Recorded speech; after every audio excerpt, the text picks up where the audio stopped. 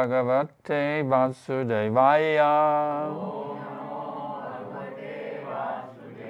Om Namo Bhagavate Vasudevaya.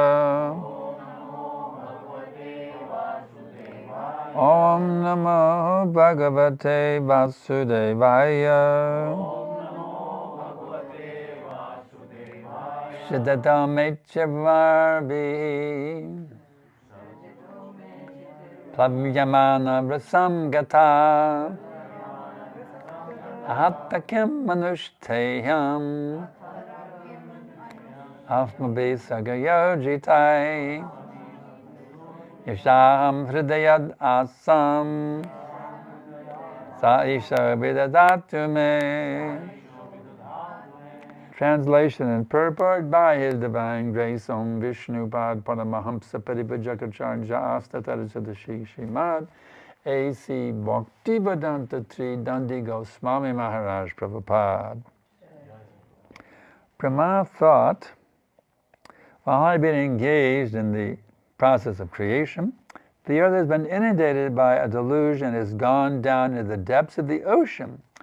What can we do who are engaged in the matter of creation? It is best the Almighty Lord direct us. Purport. The devotees of the Lord who are all confidential servitors are sometimes perplexed in the discharge of their respective duties, but they're never discouraged. That's a nice point. Sometimes we're very perplexed, isn't it? What should I do? What should I do?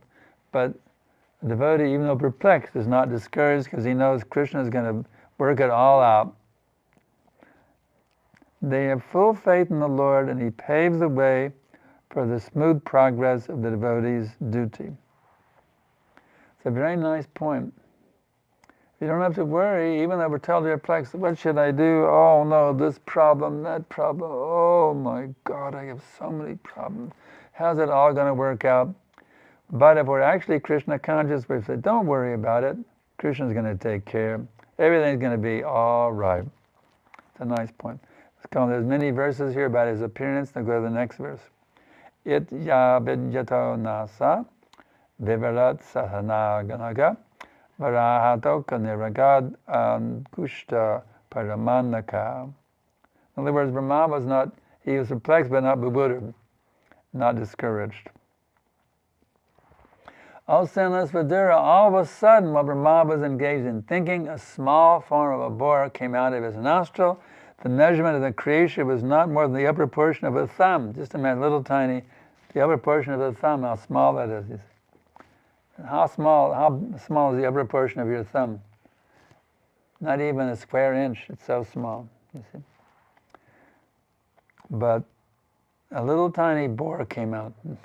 Little itsy bitsy teeny weeny boar came out, you see. Now let's read on here. What happened next? Tasyaham vivapashyata kasta chemana kilabharata gajamatru pravridhe tad adbhutam abun mahat.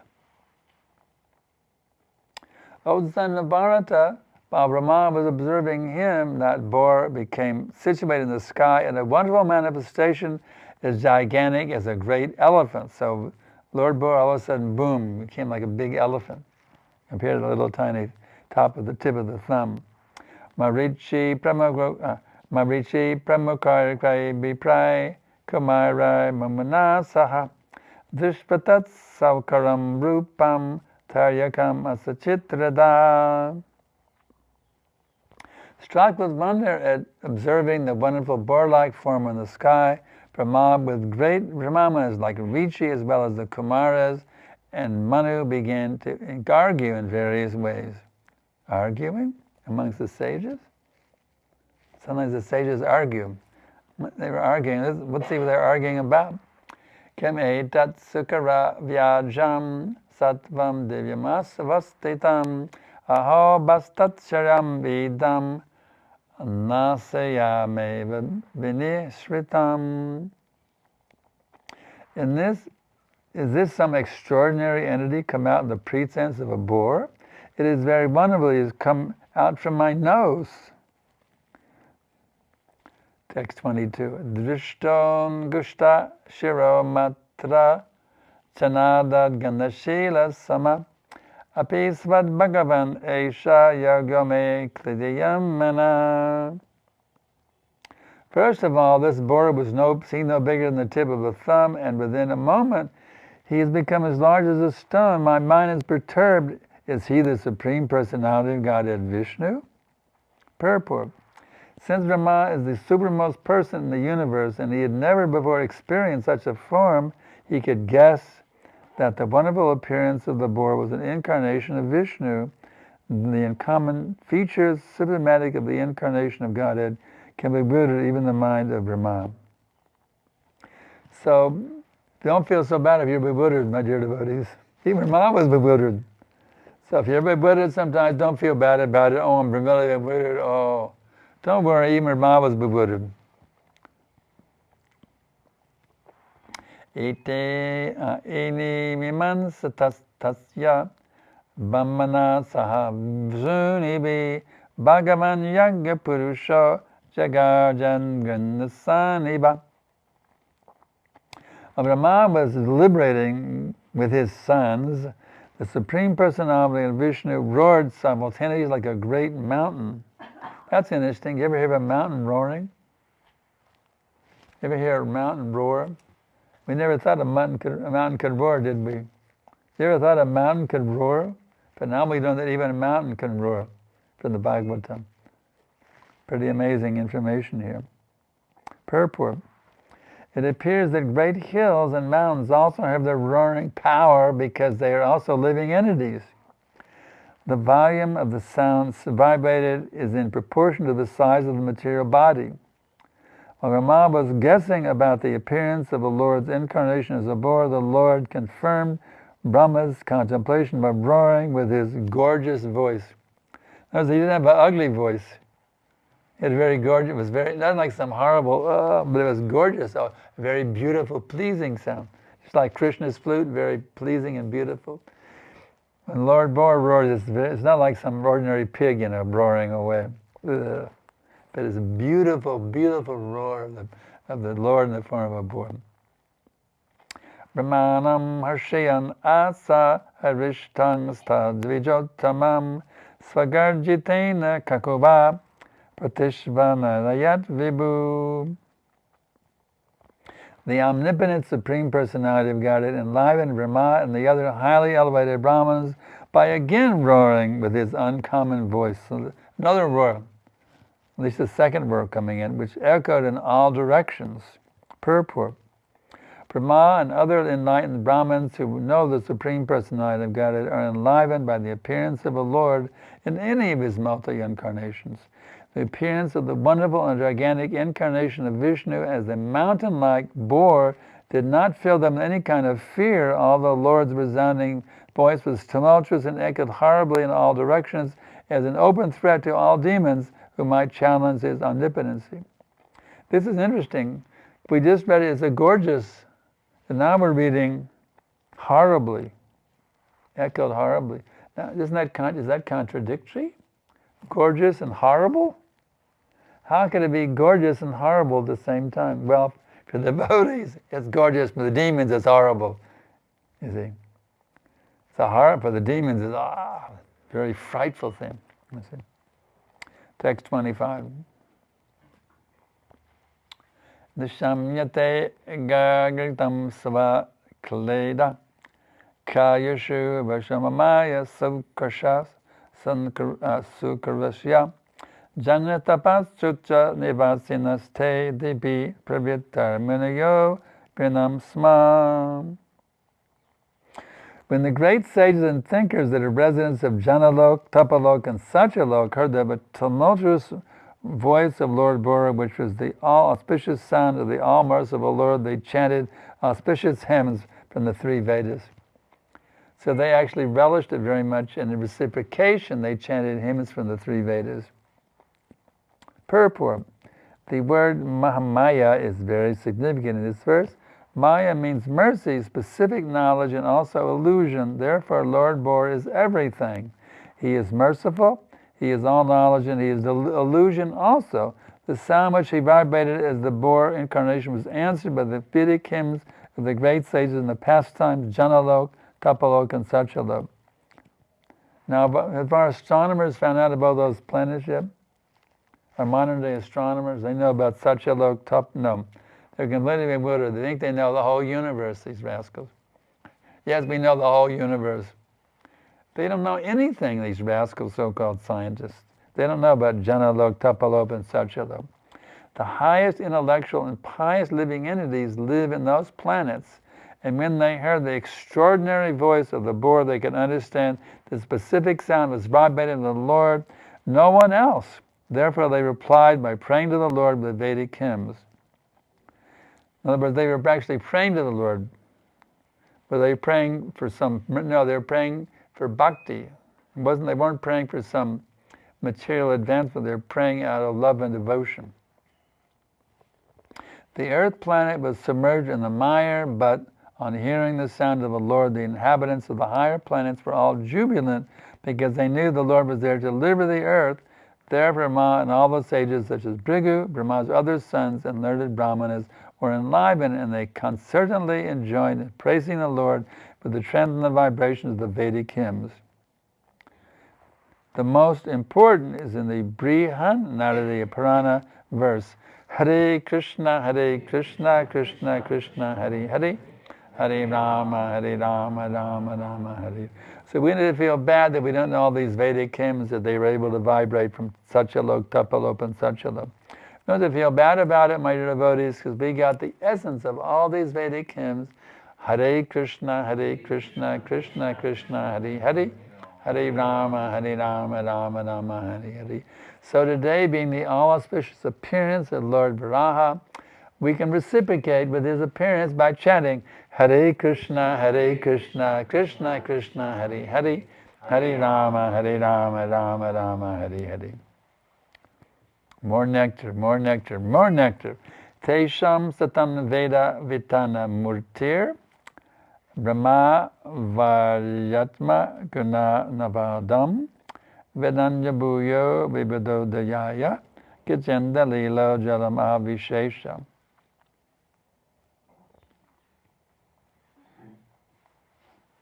Playing like an elephant, he entered the water again, roaring again in reply to the Vedic prayers of the great devotees. He reciprocated. Krishna's not a dead stone, he actually is a person. And when people approach him with love, he reciprocates. What does it say in the Gita? Inasmuch as they surrendered to me, I reward them accordingly. So Krishna is not some statue, he's not some impersonal oneness. He's actually a person, and he loves when devotees approach him with love, and he reciprocates them. So that applies not only to these great sages, it applies to us, my dear devotees. We can also approach Krishna with love, and he will reciprocate with us. Isn't that wonderful? The Lord is the object of the Vedic prayers, and thus he understood the devotees' prayers were meant for him. Purport: the form of the Lord in any shape is always transcendental and full of knowledge and mercy. The Lord is the destroyer of all material contamination because his form is personified Vedic knowledge. All the Vedas worship the transcendental form of the Lord. In the Vedic mantras, the devotees request the Lord to remove the glaring effulgence because it covers his real face.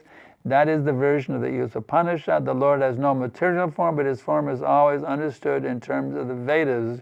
The Vedas said to be the breath of the Lord, and that breath was inhaled by Brahma, the original student of the Vedas. The breathing from the nostril of Brahma caused the appearance of the Lord, and therefore the born incarnation of the Lord is the personified Vedas. That's interesting. Brahma inhaled, and then he exhaled. It's interesting.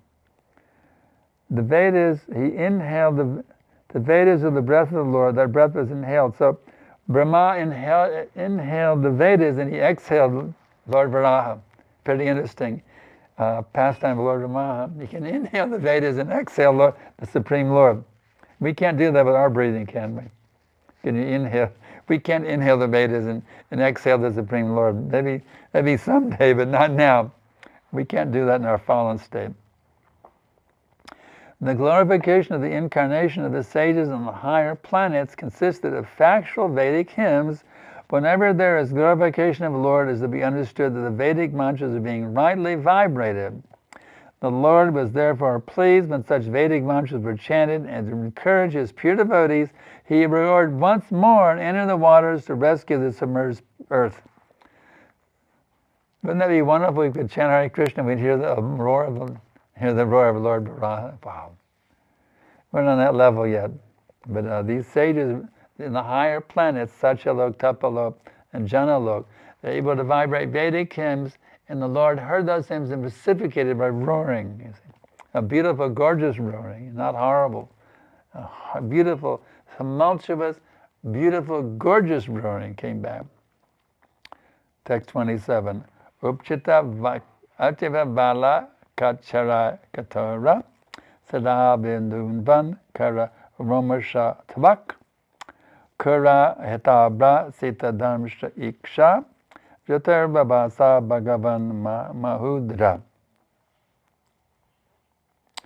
Before entering the water to rescue the earth, Lord Brahma flew in the sky, slashing his tail, his hard hairs quivering. His very glance was luminous, and he scattered the clouds in the sky and his hooves with his hooves and his glittering white tusks. Purport. When the Lord has offered prayers by his devotees, his transcendental activities are described. Here are some of the transcendental features of the Lord Bor. As the residents of the upper three planetary systems offer their prayers to the Lord, it is understood that his body expanded throughout the sky. Wow, that's amazing. When he heard those prayers, his body became humongous throughout the sky, beginning from the topmost planet Brahmaloka or Satyaloka, is stated in the Brahma Samhita that his eyes are the sun and the moon. Therefore, his very glance over the sky was illuminating as the sun of the moon. The Lord is described here as Mahidra, which means either a big mountain or the sustainer of the earth. In other words, the Lord's body was as big and his heart as Himalayan mountains. Wow. Otherwise, how is it possible that he kept his entire earth in support of his white tusks? The poet Jayadev, a great devotee of the Lord, has sung of the incident in his prayers for the incarnations. Vasati dashanasi kare dharani tavalagna shashani kalanka kalevani magna keshavadrita shukara rupa jai jagadisha hare Jai Jagadisha Hare, Jai Jagadisha Hare. So you want to celebrate his appearance, so you can sing this song. Vastati dashanasi kare daruna tavilagna shashani kalanka kalevani magna keshavadrita shukara rupa Jai Jagadisha Hare. Jai Jagadisha Hare, Jai Jagadisha Hare. It's a great way to celebrate today, to sing that prayer again and again. All glories to Lord Keshava Krishna, who appeared as the boar. The earth was held between his tusks, which appeared like the scars on the moon. The scars on the moon? Did we see scars on the moon with the telescopes? The scars, yes, the scars on the moon. Scars is used. So, we don't need a telescope to see the scars on the moon. Just by hearing from the great devotee Jayadev Goswami, you can understand there are scars on the moon. So, what can we say? It's a very special day today. We can celebrate this appearance of the Lord by always remembering him, his gorgeous voice. Can you imagine? Now, the scientists have not yet discovered the Garbhodak ocean. They just think it's an open space all over the universe. They have no idea. The bottom, there's a half of the universe, there's a lower half and an upper half. The lower half is a big ocean. They have no idea. Completely in the darkness of ignorance. There's a big ocean down there. They have no idea. But this planet we're sitting around was in that ocean. It's submerged in the ocean. And this great Supreme Personality of Godhead took the form of a boar to lift it up with his tusks. So this whole planet was held on the tusks of Lord Boar. Can you imagine? This whole planet we're sitting on right now was held up, but lifted by two tusks. Can you imagine how big he was? Can you imagine how big the boar was to lift the whole planet Earth on his tusks? He's not just an ordinary little boar walking around, running. No, this is the Supreme Lord. So let us always remember this Supreme Personality of God and celebrate His existence. We should celebrate His existence. Oh, Krishna is so kind. He could have done it as Krishna, like He lifted the Govardhan if He wanted to. The question is, why didn't He just lift it like Krishna lifted Govardhan? One could ask. Why didn't He just do it as Krishna, lifting Govardhan? He could have done it with His little finger, like He lifted the Govardhan hill. But why He took the form of a boar to do this, one could ask. Well, Krishna's under our direction. If He wants to do that, He can. Krishna's always having fun, isn't it? Isn't it? He's always having fun. He's the supreme enjoyer. So He wants to take a form of a boar. That's His choice. You see, He can take any form He wants. It's His choice. It's Krishna's pleasure pastimes. He wanted to become a boar to do it, instead of lifting in His, Giridhari, the original form of the Lord. He decided to take a form of a boar to do them. And there's a whole chapter on it. Hiranyaksha was the first demon of our universe. Hiranyaksha was the first demon. It was a big battle. There's a whole if you have time today, you can read that whole battle. A big, big fight. Actually, the Lord Boar could have killed him instantly, but Krishna enjoys. He can actually kill the demons instantly, but He enjoys fighting. Krishna likes fighting also. Just like the wrestlers enjoy fighting, or Krishna also enjoys fighting. So there's a whole chapter, or 2 chapters even, I forget. He's all the details of his fight with Hiranyaksha. Very interesting chapters. You can read that today if you have time. I already read it this morning. But this is more important, his appearance. Since this is appearance, more important to read this from here instead of his fighting with Hiranyaksha. But yeah, Krishna is a very expert fighter, but he has fun letting the demons think they're going to win. That's what he does. He makes them think they're going to win. Oh yeah, even he said, now you're dead. He threw the mace at Lord Boar, now you're dead. He was so proud, yes, I'm killing you now. But he could never do it, you see. He could never wipe out Lord Boar. But he got wiped out in the end, completely decimated. So, Krishna sometimes let the demons think that they're in control, just like now in the Kali Yuga, the demons think they're in control. But when Kalki Avatar comes, finished. All these big asuras, these rakshasas, they think they're the lord of everything, finished. Even now, Mrityu Sarvashahashaham, I appear in the form of death, you see. So, here today, gone tomorrow. Isn't that the saying? Here today and gone tomorrow. Big asuras, they go to the graveyard, to the crematorium or the street to be eaten by the jackals. That's where they're heading, you see. So, does anybody have any questions? We have a few minutes left.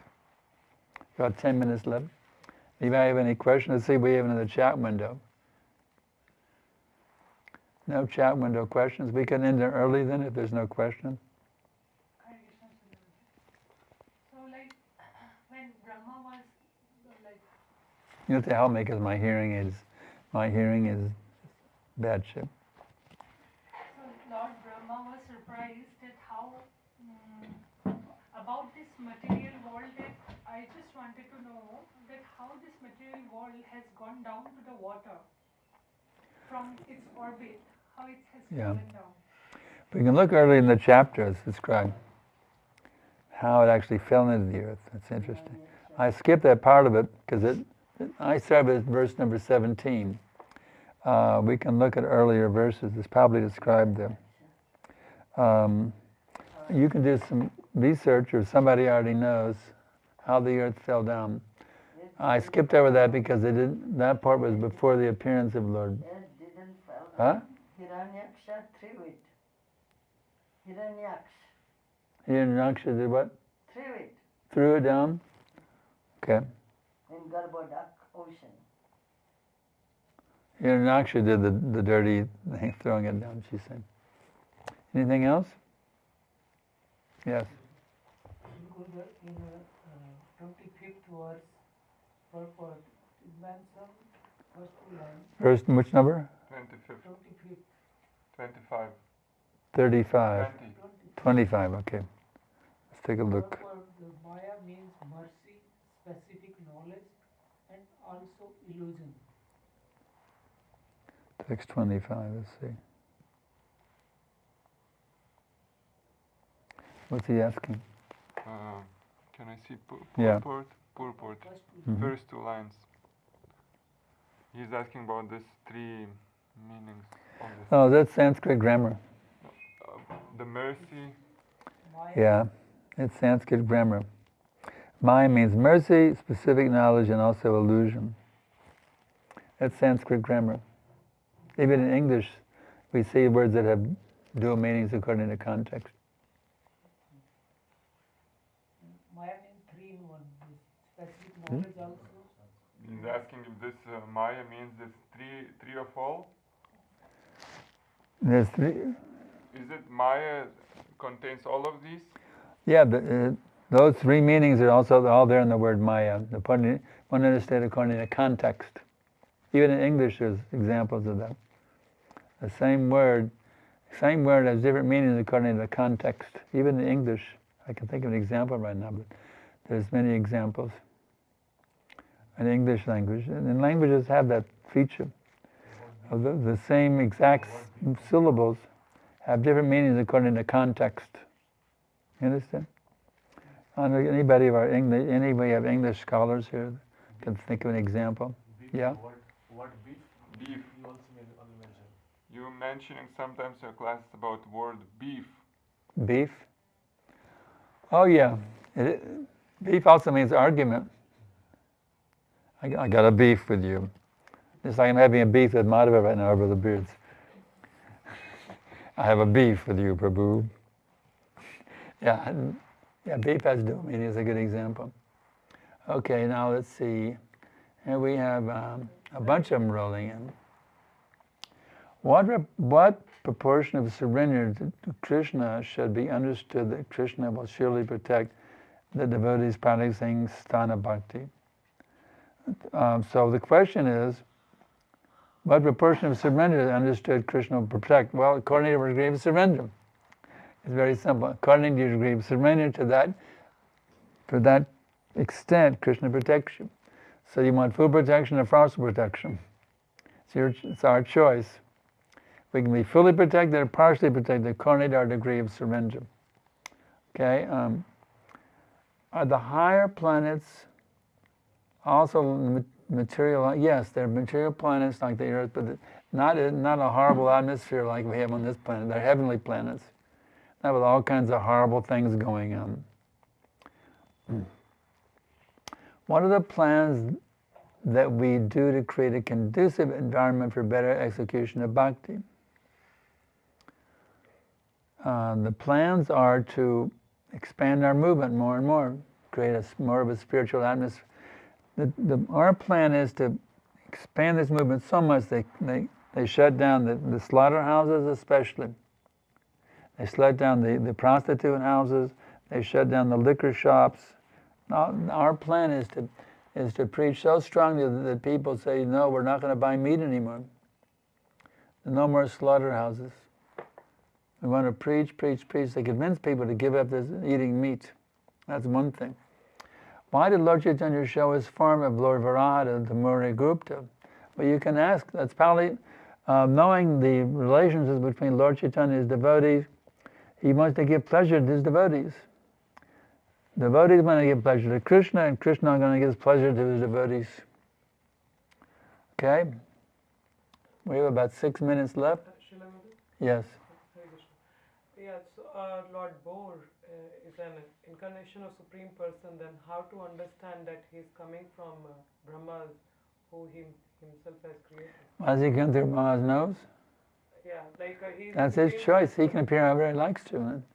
It's like he appeared within the prison of Kamsa, didn't he? So he can appear from a nostril also. It's his choice. It's actually Krishna's pleasure pastimes, how he chooses to appear. You say, Krishna, why did you appear this way? I think you should appear that way. No, it's Krishna's choice how he wants to appear. It's not our choice how we want the Lord to appear. Can argue Huh? about one may can argue about this that Lord Bor is also a creation of Lord Brahma. One could argue that way. Sure, we can argue anything, but we take Shastra. Lord Brahma, we could also argue that, well, he's an incarnation of Devaki. You know?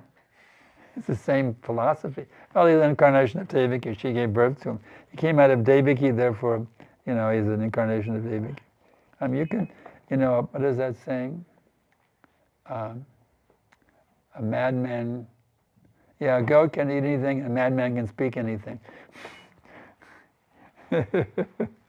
What lesson can one learn from this pastime?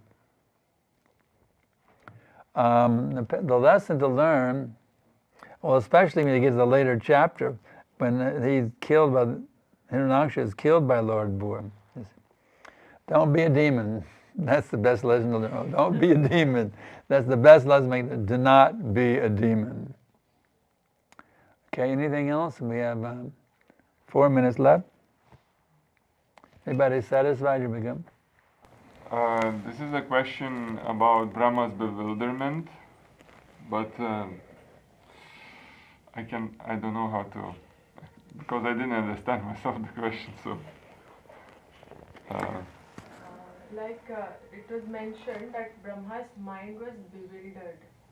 So does that bewilderment means that for a living entity, it is difficult to understand how Krishna acts?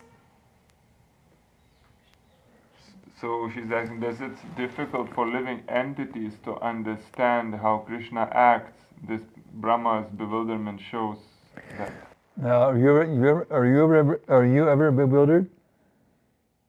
Are you ever bewildered? Yes. Yeah. That's our position. This is the planet of bewilderment. This is the world of bewilderment. But Lord Brahma is actually in this material world, so he's also bewildered. But Krishna frees him of his bewilderment. That's why he's able to give him his Brahma Samhita. Krishna frees him from his bewilderment. So just as Brahmaji was free from his bewilderment, he's the head of our sampradaya. He was free from that bewilderment, so much so he could be the head of our sampradaya. So we should also learn, following Brahma's example, how to become free from bewilderment by submissively hearing from the Lord or his representative. Does that help a little bit? Okay, we have more questions rolling in the chat window. How to convince one to give up meat eating? That's difficult. The meat eaters are not convincible. That's the difficulty. Prabhupada said is the worst thing. Meat eating is the worst thing. To understand, if one's a meat eater, you cannot understand this at all. So how to convince them to get meat eating is very, very difficult to convince them meat eating. The best thing is give them prasadam. Give them the higher taste. Wow, this is better than meat. That's the best thing. Giving them prasadam is the best solution. I like to hear, but gradually I may take one step at a time. Struggle is part of this material world. Is struggle part of this material world? Is the world of struggle? Yes. But we have faith in the instructions of Krishna and Guru, and because of that, we say, well, that sounds pretty good, let me give it a try, and we take one step, that one step, we feel the reciprocation from the Lord and the spiritual master. We take another step, we feel reciprocation. So that way we keep taking step after step after step, feeling more and more reciprocation the more steps we take. Okay, next one. Is it right understanding that we should not consider any living being insignificant, or we should not act over smart as Krishna incarnates in a different form, even those who be considered impossible, less significant, and tear apart our false ego? Actually, we should never consider any living being to be insignificant, even little ant, because every living entity is one of the eternal associates of the Lord and his transcendental pastimes in the spiritual sky. So there's no such thing as an insignificant living entity. Krishna considers every single living entity to be most significant. That's why yada hi dharmasha. He comes here to save those living entities he considered most significant. Okay, well, our time is now up. Yes. Shri Gurudev, how one can develop faith in the scriptures? The faith in the process? Scriptures. Scriptures. Oh, the scriptures. Well, how do you have faith in a cookbook? You try the recipe and wow, it really works. Because I have a cookbook in Austin and I've been making muffins out of that cookbook for many years. I make muffins and they come out great. So I have faith in that cookbook because it works. It's my book. That book I have, truth works, you see. The scripture actually works. You do what it says and you actually apply it and go, wow, you get a result, you see. So that's how you have, just make the experiment. Do what the scripture says and see what the result is. And when you get the result, you know, yeah, this thing really works. Bhagavad Gita really works. I tried doing what Krishna says. Satatam kirtiyantam man. I tried chanting the names of the Lord and wow, it really, really works, you see. So try it, you'll love it. You understand? But if somebody follows it And they don't get the result? superficially, they won't get result. If somebody follows superficially, they will not get results. If they do what? Superficially. Follow Superficially. superficially. That's the problem. They're not following it. The bhaktya, not superficially, with your heart. If they follow it superficially, they're not following the instructions. Bhaktya, with love, you see. Just give your love to Krishna. Like we always hear the old thing, instead of loving a dog or a cat, give your love to Krishna who made all of that, you see. So if you do it superficially, no, you won't get the result because you're not following the instructions. If you follow the recipe superficially, but leaving out the baking powder, you're not going to get the result. The baking powder is necessary. You want the muffins to rise in the oven. You see. So the baking powder here is bhakti. You leave out the bhakti and put everything else in, it's not going to work. You have to put the bhakti is the baking powder. It's the most important ingredient here in these muffins. The muffin of devotional service, the bhakti is the most important thing. You have to do it with love, with feeling. You say, well, I took darshan of the deities. He didn't wink at me, so I don't believe in him. He didn't wink at me, so what's wrong with this deity? He didn't wink at me. He didn't give me a special grin. You see what I'm saying? You expect Krishna to give you more than you can't expect Krishna. Why Krishna didn't do that? No, why are you not doing that? You see? Don't blame it on Krishna. Why finding fault with Krishna? Because I did this and didn't get a result. Krishna must be wrong. His teachers must be wrong. You're finding fault with Krishna instead of finding fault with yourself, you see. You're going to find your fault with yourself, and then you can start to taste something. You understand? Anything else? That's it. We can wrap it up here. Thank you very much.